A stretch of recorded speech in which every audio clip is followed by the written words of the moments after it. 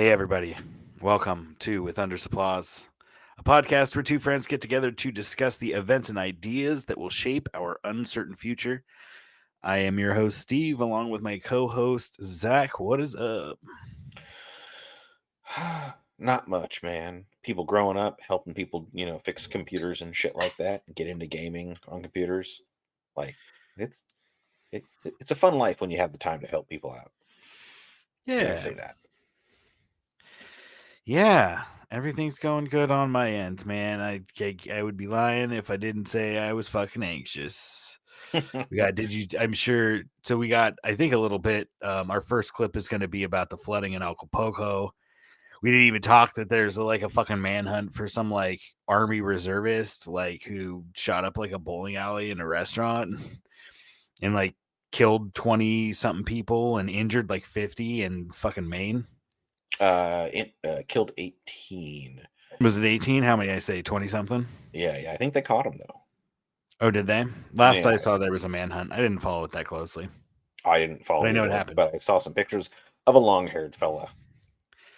Oh yeah, I don't know if I saw pictures of that, but um the point is we're not talking about that today, but that fucking happened, and we're not going to give a lot of air to the hurricane in fucking Mexico.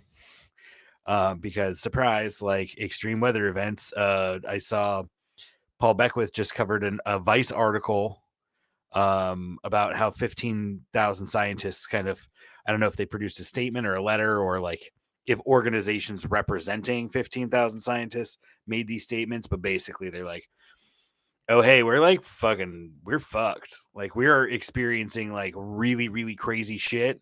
And we haven't even hit the thresholds where we thought the crazy shit started. Which, of course, I think we've already passed those thresholds, as we've said before. But we're not going to talk about that either. I mean, you could say that we're early adopters of post society. We collapsed now, at least emotionally and perhaps intellectually, we collapsed to avoid the rush. Always try to feel the emotions that are coming at you long before they can ever get to you. That way, when they really do come, you're already done. Yeah, and I've spent a lot of time researching which rifle I'm going to buy next and also Mm. packing away beans in buckets for some, like straight into buckets, so which is about like 35 pounds in an airtight bucket.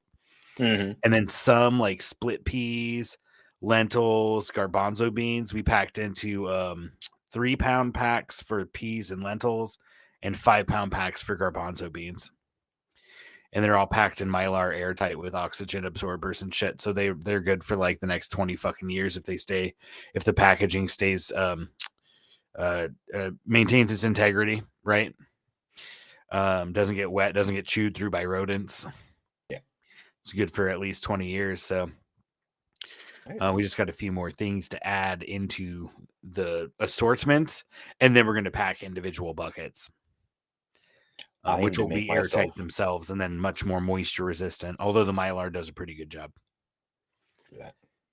It's not cheap, but it's also not insanely expensive for what it gives you. When you're like, I literally can fucking take these seeds. Like I could take this and eat this like 15 years from now if I need to. That's pretty rad. I don't think it's going to be that long. I told that to Brooke too. I was like, and it's maybe apropos to our conversation tonight, right?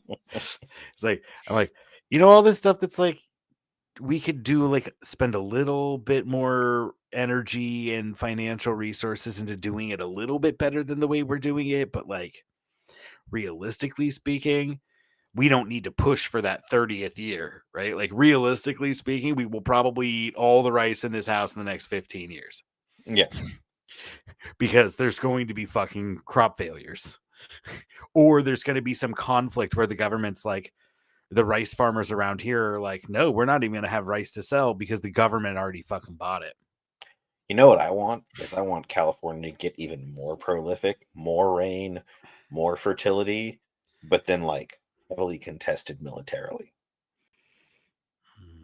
That way, I've already moved to Maine and y'all are on your own. Have fun, bro. Have fun getting fucking blasted when you're just trying to like go bowling. Dude, later on, we're going to find out just what's within range of Maine. And within range of Maine. I've got the maps. Everything's within range of Maine. I've got the maps. Let's do it. The Satar or whatever they're called, fucking ICBM. The Russian ICBMs have like 18,000 kilometer fucking range, dude. Yeah. It's absurd. Anyway, so we're going to start off with just a quick bit of disaster porn, fapping it to Acapulco getting hammered by Otis. Oh, fucking straight jackhammered? Jackhammered by Otis. Fucking love it.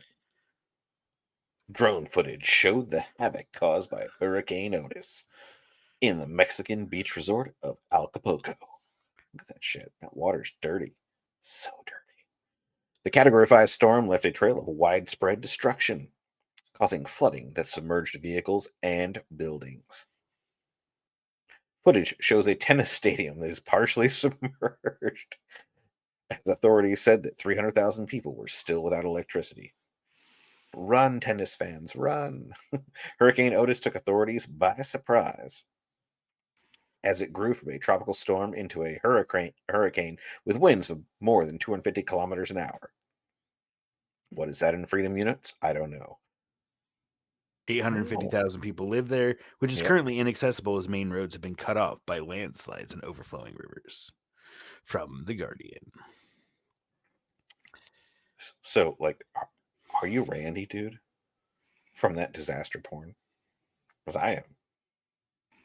A little bit. Yeah, and so for like the rest of the shooting the Poodoo, I really just kind of wanted to highlight that because, like, you know, I'm always interested in hurricanes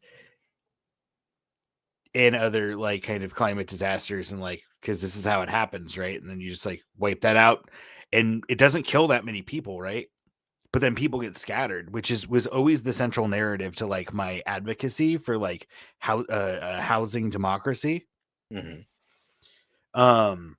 Was always centered around this idea, and that was before the campfire, but even more so after the campfire. Like, there's going to be so many goddamn climate refugees that like we have to figure out how to accommodate people living in things that don't look like the modern suburban, house, a stick frame house that's got all the permits and all the development fees to build it and all that. Like, we have to like get back to a different way of housing ourselves, because the way we do it now fucking costs too much, and it's too essential to our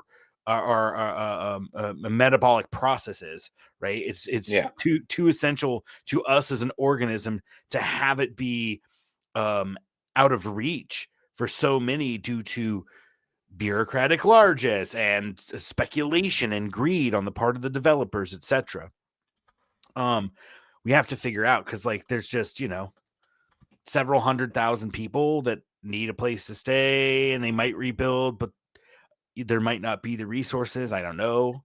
Like, none of the places that burned out here got rebuilt. I think Sonoma, the Tubbs fire in Sonoma County was probably the closest to full recovery I've seen for any disaster. Remember, we were in fucking New Orleans a year after Katrina, and like nothing was coming back. And I've been there. We were there years later, and still you're like, this isn't ever fucking coming back. And Paradise is the same way. Yeah. Paradise is never coming back. The Tubbs fire bounced back because it's sandwiched between like it's Sonoma County in and of itself, but it's sandwiched between like the wine country, the Napa Valley, and fucking San Francisco and shit. I have to imagine Flint, Michigan isn't coming back either, right? What's that? Oh, Flint, Michigan's probably not coming back either. Oh, no. A few deindustrialized places are. Yeah. Detroit is supposed to be having a renaissance, but it's like really kind of isolated. Yeah. I mean, I think at that point, undergone gentrification. Sorry, go ahead. I was going to say at a certain point, it's almost cheaper for the government to just like buy houses and be like, move elsewhere. Like, disaster zone, do not cross, we'll buy out all your land. I think John Oliver had mentioned something like that when he was talking about hurricanes and flood insurance in an episode a few years ago. He's just like, the federal government would spend far less money if they just bought those people out and assisted them in moving somewhere else, and then like made that like coastal beach reserve. Yeah, exactly. Yeah. Well, there was like an area in Pennsylvania that used to be a coal mine. The coal mine caught on fire, and they like bought everyone out, or offered to buy everyone out at like a fair rate for other than that area, and then anyone who wanted to stay behind could not sell the property to anybody else. It was just like, you're the last generation. Congratulations. Yeah, your supplies are 45 minutes away. But yeah, like Yeah.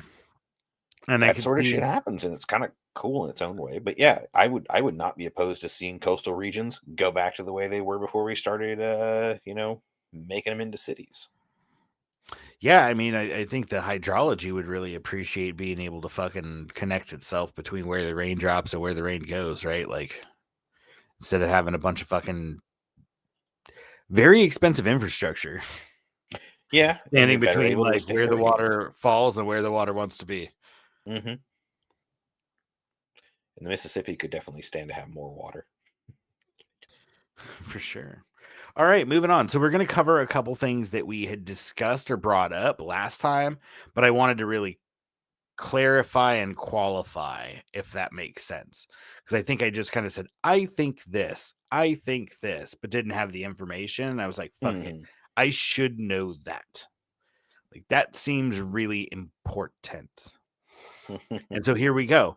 The first one I was talking about, Senate staffer or State Department staffers and other people in government, like, kind of being like, our government's policy is an anathema to our values as human beings and as Americans.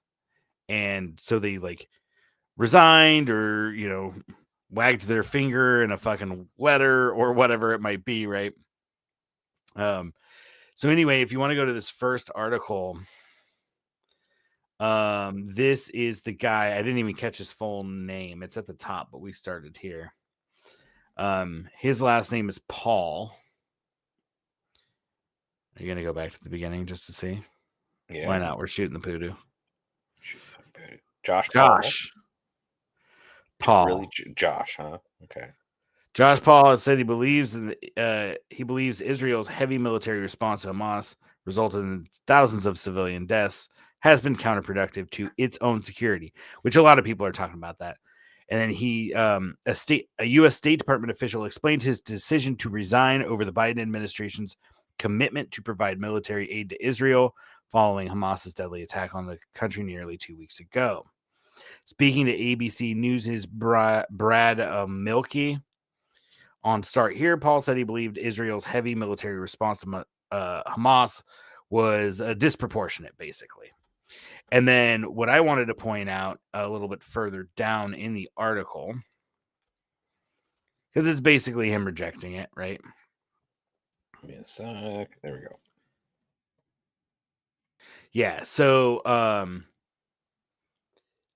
ABC News anchor guy, journalist asks him. Oh, sorry. Yeah, here. Yeah, he asks him like, so wait a second, the US has a really shitty relationship or has a relationship with other really shitty regimes like Saudi Arabia and shit, trying to do a gotcha, right? Like, oh, you're an anti-Semite, you're just against our Right. Israel policy and not actually. And he's like, well, no, actually, there's a fundamental difference between US policy towards Saudi Arabia and the other fucking monarchies, Gulf petro monarchies or whatever, or with other various shitty people around the world, right? And he says the difference here is that in the case of the most recent case here with Israel policy is that there is no room for debate. Like they're allowed to discuss the policy the State Department is making internally and express their reservations or their objections, and all of that gets hashed out in the formation of U.S. policy. But in the case of Israel, he's like, we're not even allowed to fucking talk about it, which has also been reported that like there was a memo that went out to a White House staff that basically said like in your social media and in like any official press or any official capacity or your duties, you're not allowed to like say things like de-escalate. Like they forbid you to use the word de-escalate in referring to this fucking thing, which is just insane. Unescalate. Unescalate. Gotcha. Gotcha. So at any rate, there was a second point that he was going to make. That is the first point was that he said the fundamental difference is there's no debate in this case. That it's pretty hard line, that the people at the top are like, nope, this isn't up for debate. Like, this is our policy, which shows you that even career bureaucrats at the State Department have less influence on American policy than fucking billionaire donors and like foreign interest groups. And I don't know, with all of this, like, fucking Russia was trying to help Bernie Sanders and Russia helped Trump and all this foreign interference. And like, yet we like absolutely have zero problem with like foreign governments and lobby groups that lobby on behalf of foreign government have so much fucking power in Washington.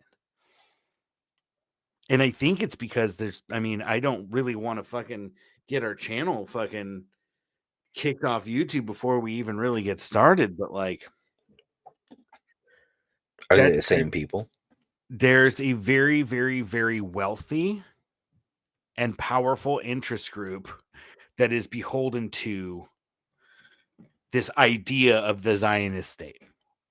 And ultimately they control policy. I mean, shit, dude, when I was an undergraduate in history, I wrote my senior paper, my capstone seminar paper on the Suez Crisis.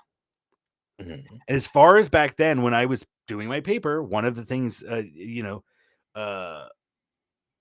of the things that factored into the U.S. in really opting not to get involved in the Suez Crisis, but ultimately not condemn the participants in the Suez Crisis.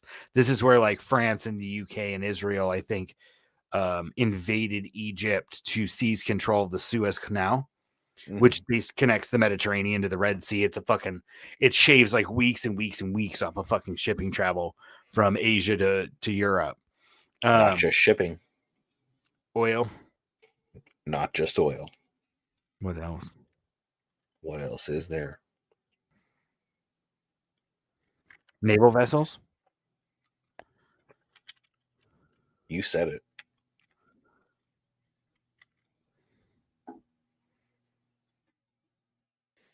I have no idea. At any rate, the U.S., one of the things that factored into Eisenhower's decision to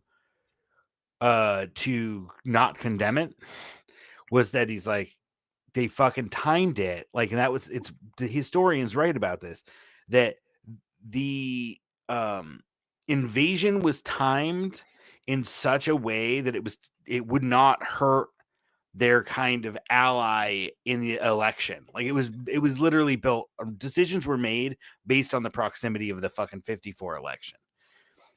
Like, it's fucking crazy. So like, elections matter. So like, Joe Biden is like saying what needs to be said, and they're doing what needs to be said and trying to whip us into war fever. And I don't know how they're going to handle the fact that I think most Americans are rejecting it.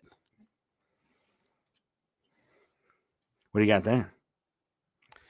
Is this about Israel using chemical weapons? No, which they basically said is their plan. I mean, yes, they did, but it's also the thing that you gave me, but one before. So what I got to do is I got to go, hot chop. You go with this one? Oh, yes. They treated us very nicely. We were taken there and divided according to kibbutzim. There were people there who took care of all the needs. We can say that to their credit. And they made sure that we will be clean and eat. They told them that they are Muslims and they're not going to hurt them. And that they ate the same food that the Hamas was eating. They gave us pita bread and hard cheese and some low-fat cream cheese, and and a cucumber. That was our food for the entire day. And they took care of all the needs that women need: shampoo, conditioner. And if there are women here who know what feminine hygiene is, they make sure that we get everything we needed. So, why did I include that?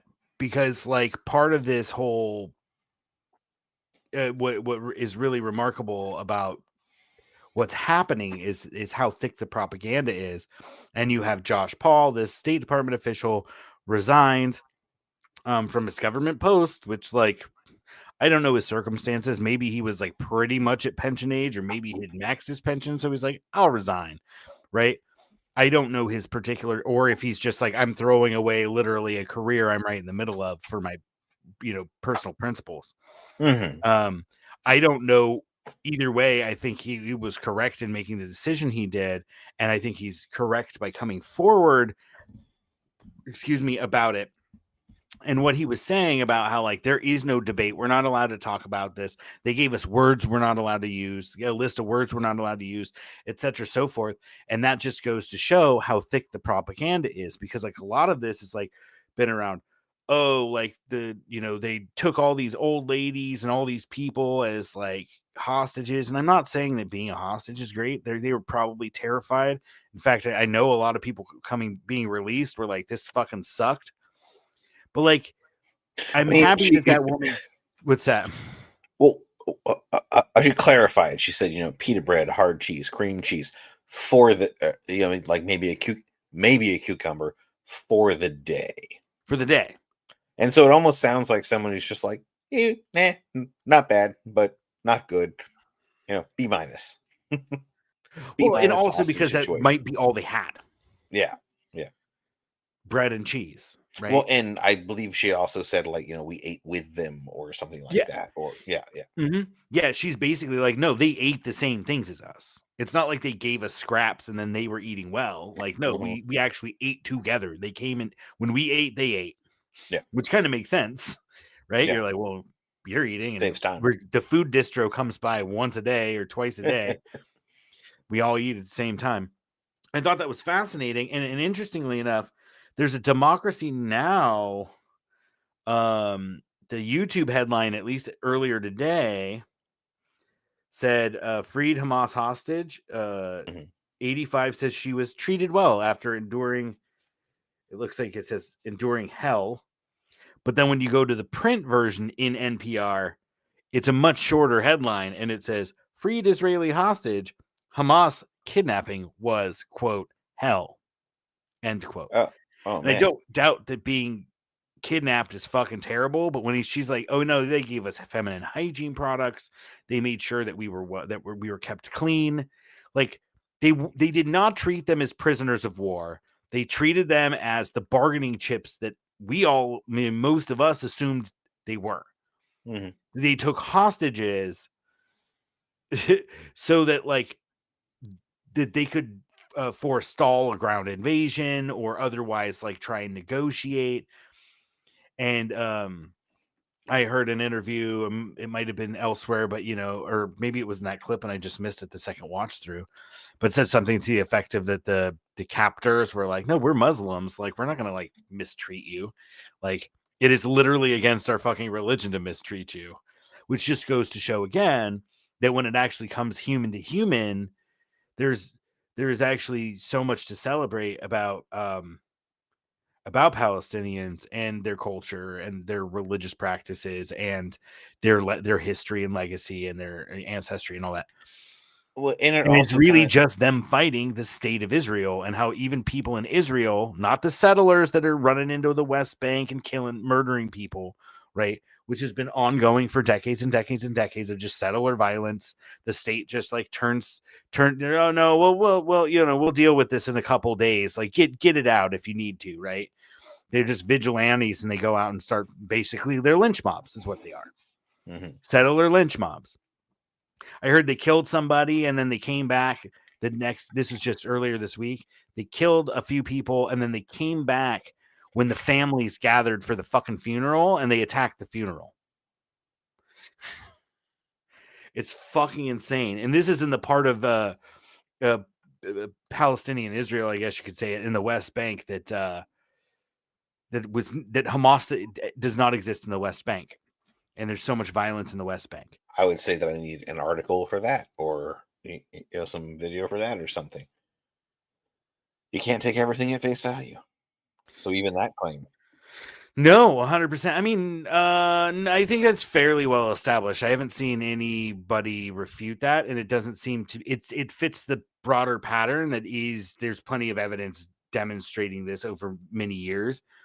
So that kind of fit, kind of like the Israel bombing the hospital, right? They're like, oh, it was an errant missile from somebody, and I think they're still trying to get people to debate it. But like, if you said it was probably Israel, like 85, 90, 95% confidence, like that is what the fucking pattern is, right?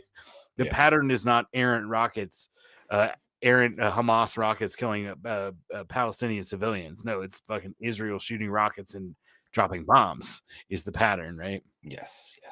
And speaking of dropping bombs, we're not talking about our jokes here, people. We are talking about Israel's nuclear stockpile. Because I had said, I think last week, I was just speculating. I was like, well, they got nuked somehow. So, like, there must have been some violations of non-proliferation treaties and these other things. And so I looked it up. And indeed, we have the information here. I think this is from armscontrol.org. Yes. Yeah, which is like an international anti-nuclear weapons group. Would you like to hit the highlights on this for me? No, I would like to switch over to you, and you do. I'll do that, but we can't yet. Let's see. Oh, you want me to be the scroller guy? Yeah, I wish.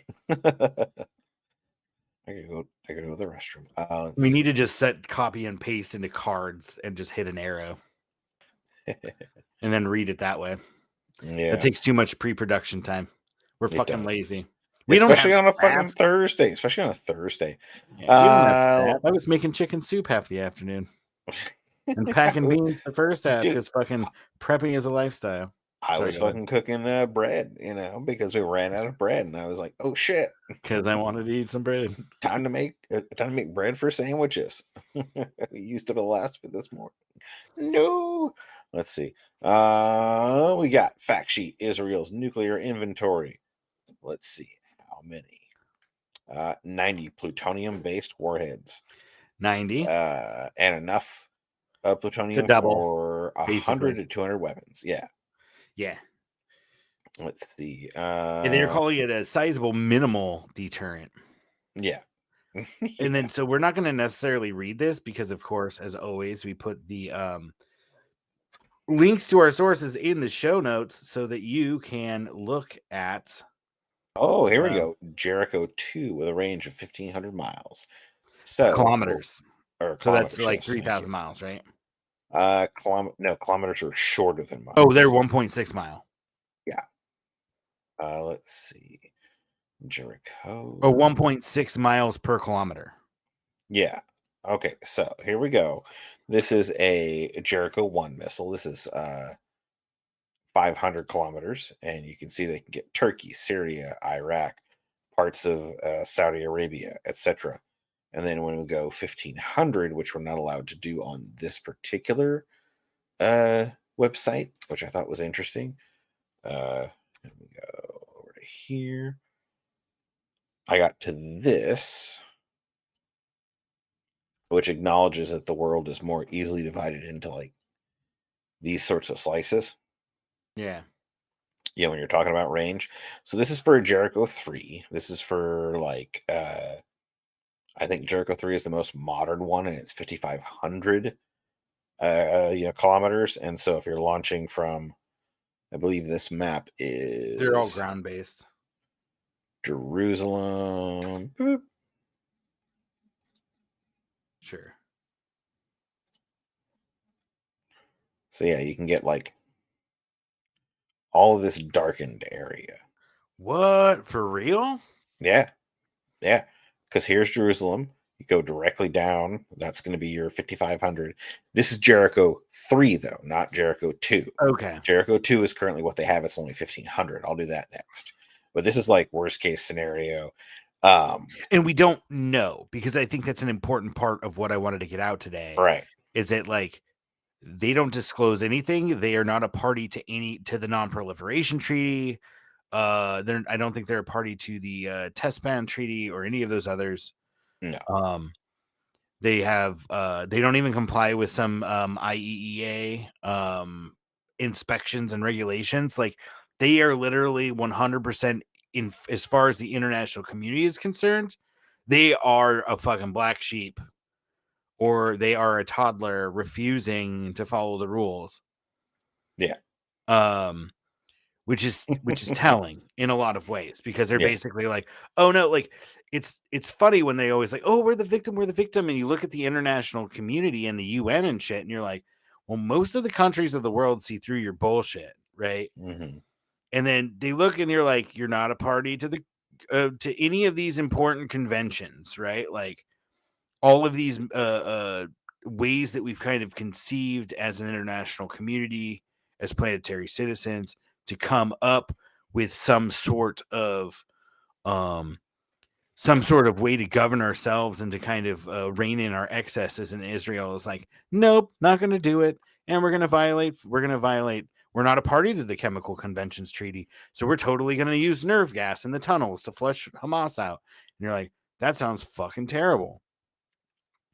They don't give a fuck, man. They'll just fucking violate all of the international norms, because they're self-entitled, and they fucking decided they won the oppression Olympics like fucking 60 years ago, and so they could do whatever the fuck they want. No. Do you see this shit right here? Is Maine not safe from an Israeli nuke? No. I would have to live in Vermont. Southern Vermont. I wouldn't worry too much about Israeli nukes hitting the U.S. Yeah. But I did they want to cover- show that Iran, which is, as far as we know, hasn't crossed the threshold. They're pretty close.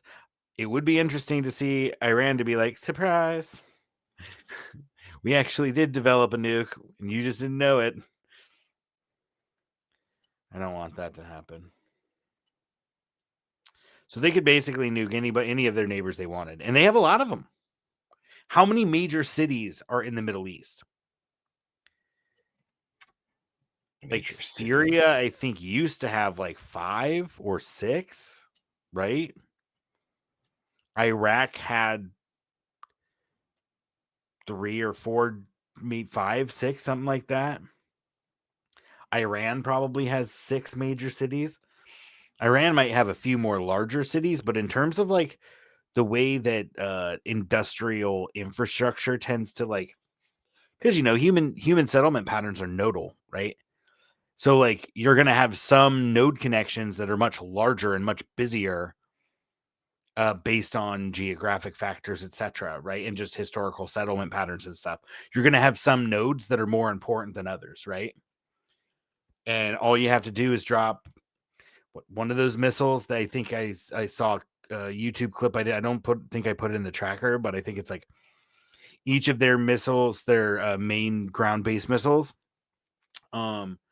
has 8 MERV. Basically, it's a MERV with 8 units, and so it can potentially hold 8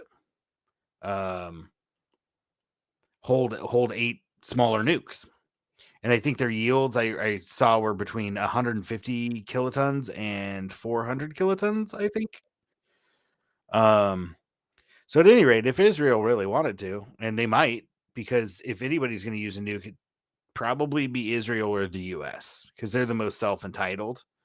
They're the least rational, the most erratic. And that's why I kind of mentioned at the top that on Monday we're going to talk about the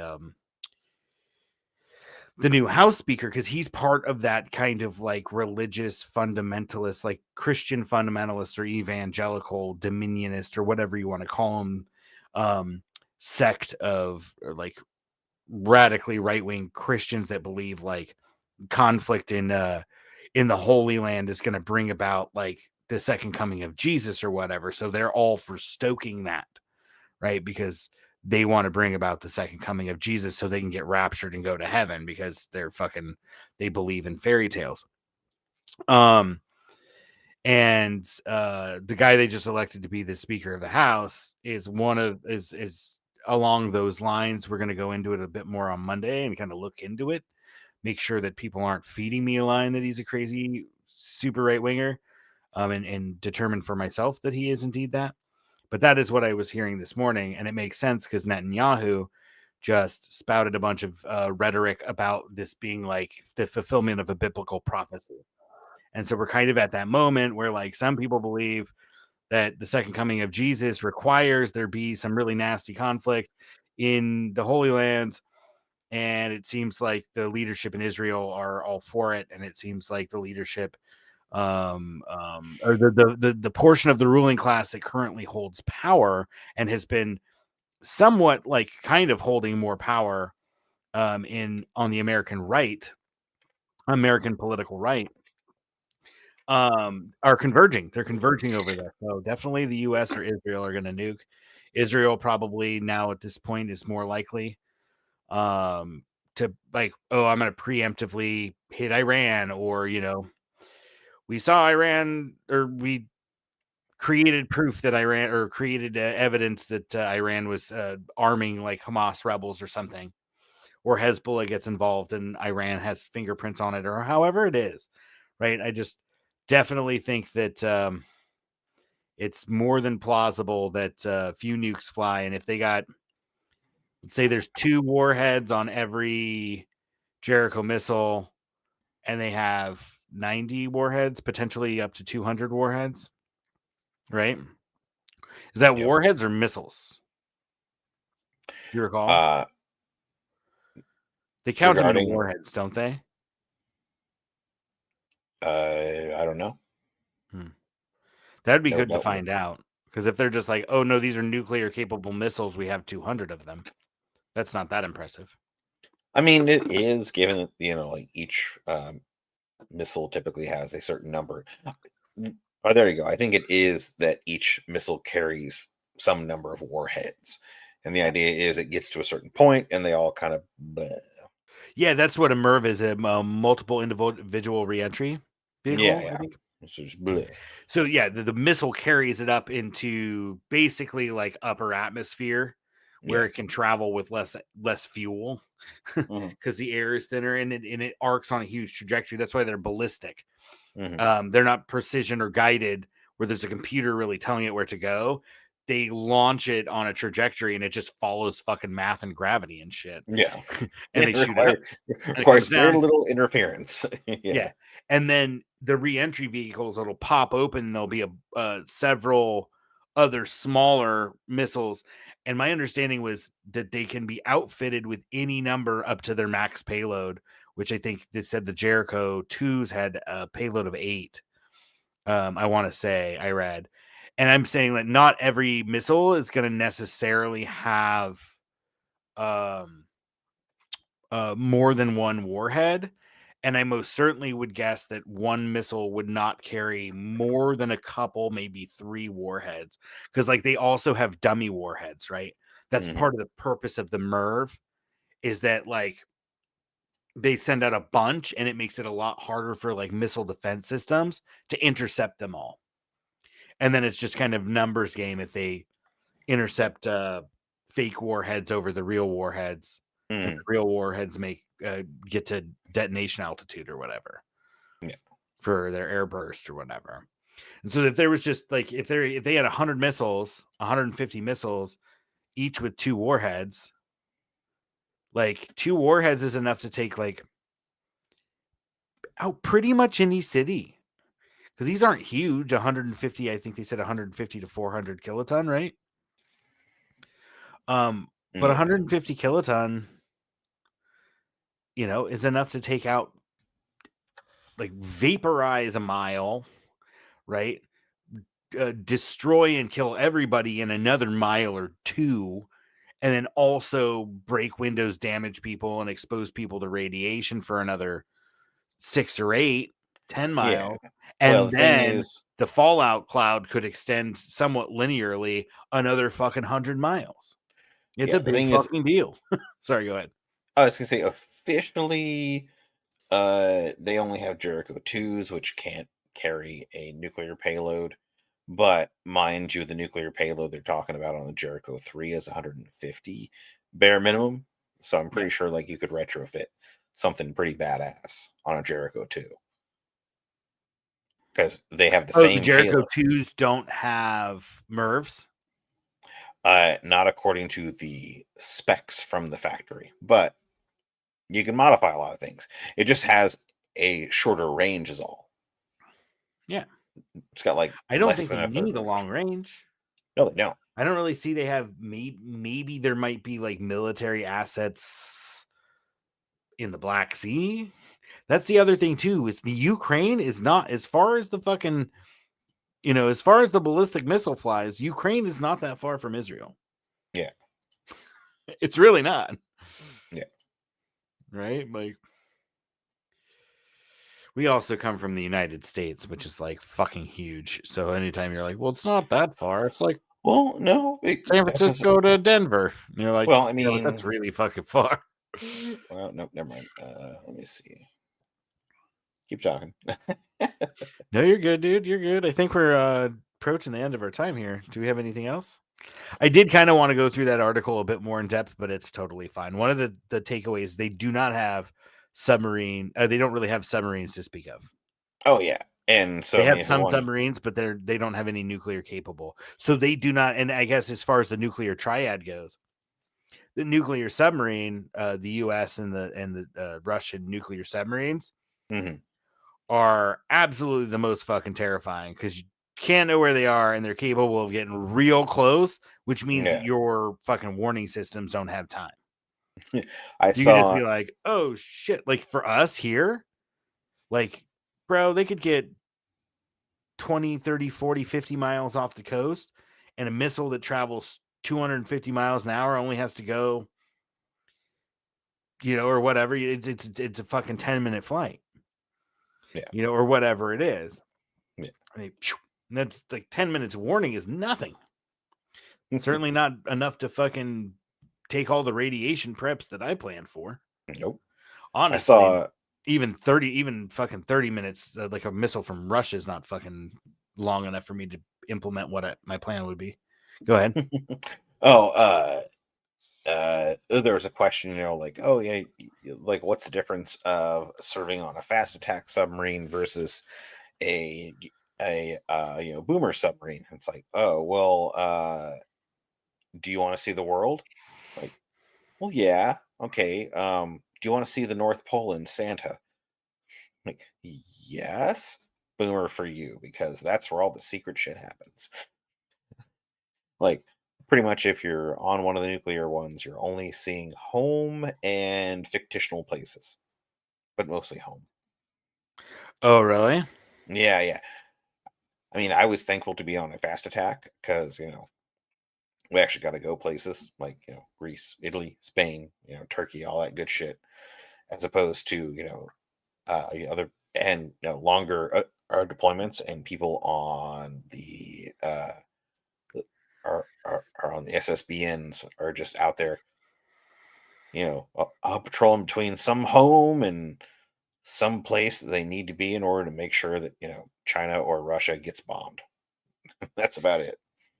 Yeah, it's the crazy shit because and I was gonna say, like, do we even know where our nuclear subs are? Because like I don't. we could have them where we're like, oh, we're doing naval exercises with In the Pacific Ocean. with Taiwan.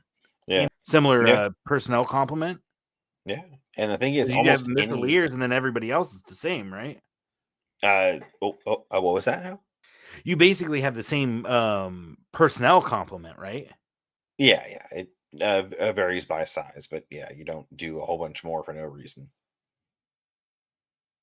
Yeah, yeah. I mean, what's personnel, 80 or 100? I think the complement is 90 or something like that. You had 90 on your boat? Yeah, I think so, yeah. Okay. Yeah, I would imagine that it's probably, say, 100 people, right?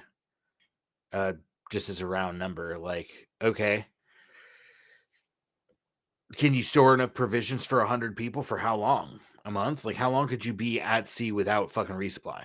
Oh yeah. I mean, I can't speak to that. I know it's way more than like a few days. Well, no, you can't because you were on a fast attack, and what I'm saying is that you'd have similar personnel Yeah, complements, and all of our submarines are nuclear, right? Or do all they? of them, yeah. Yeah, they don't have any diesel submarines No, because not any it's longer. part of the stealth of the submarine, right? Yeah, and they also do it Is- for carriers just for longevity. Right. Because an internal combustion engine is a shitty way to get energy. Really, right? Especially for something that's like the size of a city. I mean, not a real city, but like a few city blocks. Oh, a carrier. Yeah. Yeah, for real. So yeah, so if your complement was 100, we can assume 100 on a boomer. And how long could you be at sea? You said months. Yeah. Oh, you're not allowed to say. Not on the upper. I can Not on say the it's what? 3 weeks. 3 weeks or more. Oh, interesting. Yeah. Did you have to like sign a non-disclosure when you You left? just don't, no, you just don't want to hurt anybody else. Hmm. You don't want to, have your loose lips be the one sinking ships. Yeah, I wouldn't assume that we would be, because that refers to like telling locations where they could find you and kill you. Any Just being sort of, like, yeah, we could go out for 6 months. I mean, any sort of extra data, because then you are like, oh yeah, we last saw this boat 8 months ago. How long can they possibly outwait us? That sort of thing. I suppose. Neither of us are close enough to any of that information to actually be a threat. But let's just assume that they could have gone out for that semi-annual exercise or quarterly One exercise transatlantic journey. and just gone out there and they're hanging out waiting. It's fucking crazy, bro. We don't know. We could have nuke subs ready to fucking hit like. I mean, Russia's fucking strategy is moving them around, right? Oh, I mean, no, that's everyone's strategy. They're everywhere. That's the whole joy of Well, I nuclear mean, their destruction. ICBM fleet is mobile, though. I don't think they have many fixed. Everybody's ICBM fleet is mobile. Our ICBM fleet is. We have submarine launch missiles, and then we have fucking gravity bombs from planes, and then the other ICBMs are all siloed. Yeah. Russia puts theirs on the back of fucking trucks. Oh, Drives them around, so they're never in the same spot. Oh, I see. And that's part of their deterrence. So, because the U.S. is much less likely to be able to first strike and eliminate their ability to respond nuclear. Yeah. And it's crazy that we're even having this fucking conversation.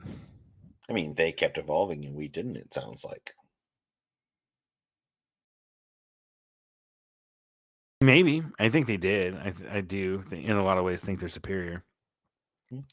American culture is just so fucking bankrupt. We have no sense of fucking history. Like, no at history. all. There isn't one. I mean, people are like, oh yeah, what's your culture? I'm like, I don't have one.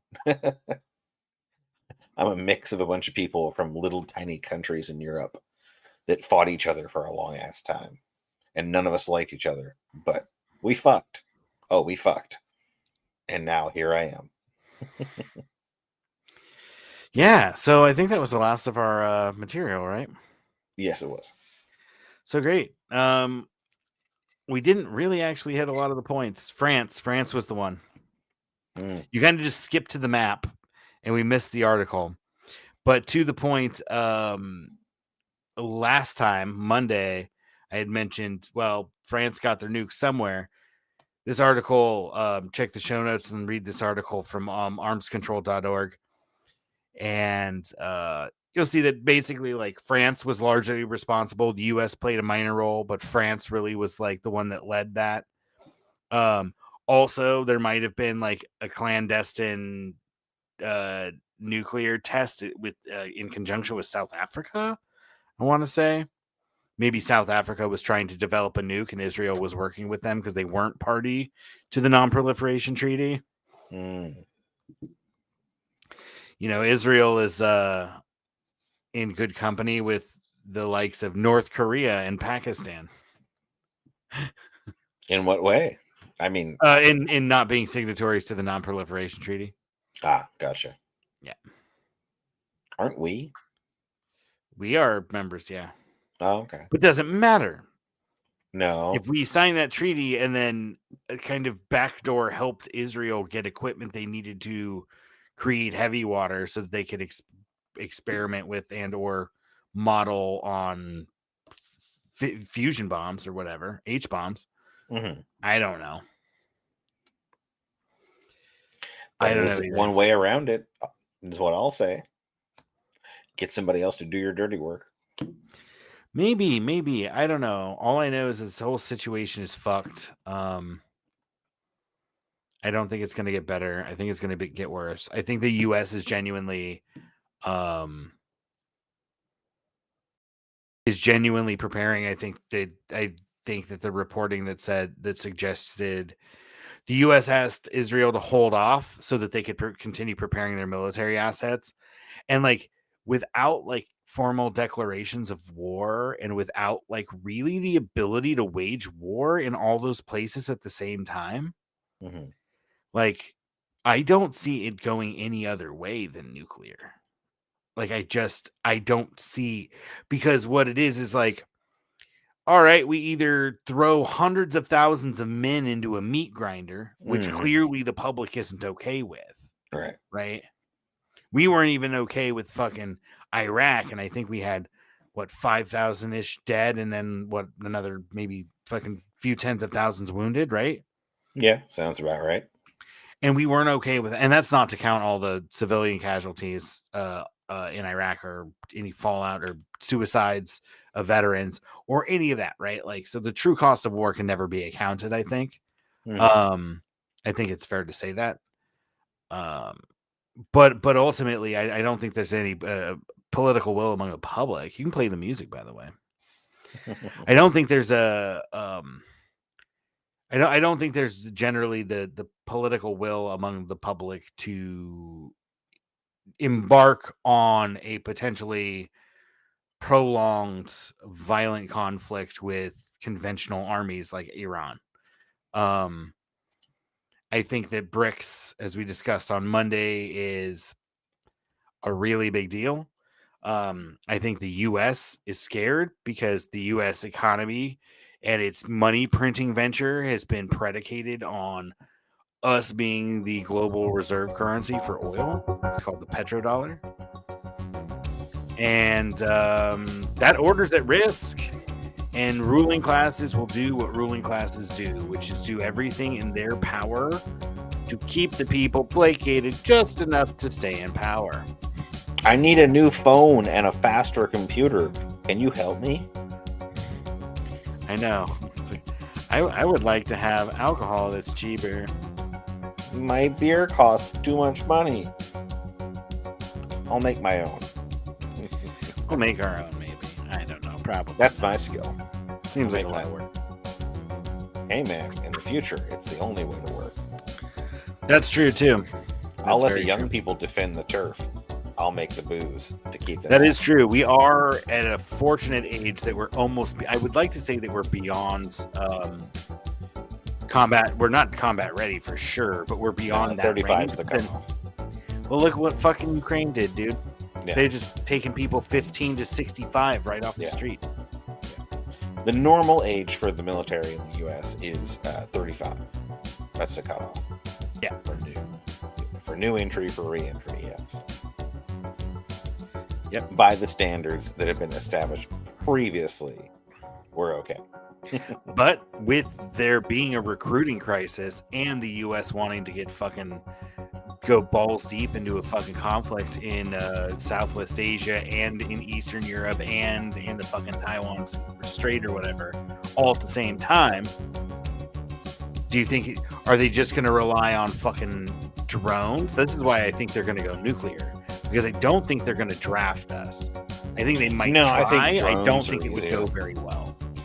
I think that before you have like drafting or any sort of like nuclear warfare, you have a very popular video game that suddenly popped up, where you do drone strikes, and it turns out to be real later on, but the war is already over by the time that gets figured out. And so you just have a bunch of kids fly drones? Yeah, on Roblox. Whee! Now that sounds like a little fucking story seed for either a Genesis Modern campaign and or a movie script. I'll take everyone's money. Contact us via the channel. All right, folks, this has been with Thunder's Applause, where we like to remind you that fucking nobody's free till Palestine is free. Mutually assured liberation. And also, Wow. when liberty dies, it dies with Thunder's Applause. We have to work on our timing on that. We do. With There Thunderous has to be a Applause. setup, beat, talk, beat, done. Thunderous Applause. Thunder's Applause. But All right, you know peace what? out, everybody. Enjoy. You know what doesn't vary, though? Baby. Bye.